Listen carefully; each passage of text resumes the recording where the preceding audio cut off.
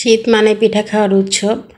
আর এই শীতের বিকেলেই কিছু না কিছু পিঠা খেতে মন চায়, কেউ না কেউ বায়না ধরেই থাকে পিঠা খাবে।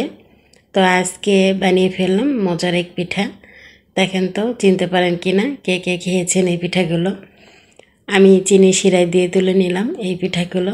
আর এই তো তেলে কিছু ভাজতে বসিয়ে দিয়েছি, উল্টে পাল্টে ভেজে নিব। আর এটা যেভাবে ভাজেন না কেন ভাঙার কোনো সম্ভাবনাই থাকে না।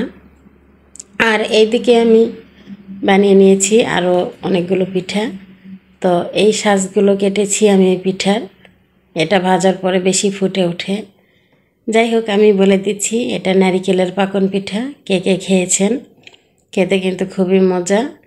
আর এই পিঠাটা গরম গরম খেতে বেশি মজা লাগে, খুবই মুচমুচে আর ভিতরটা সফট, একদমই জুসি। দেখেন কি রসে টইটুম্বুর।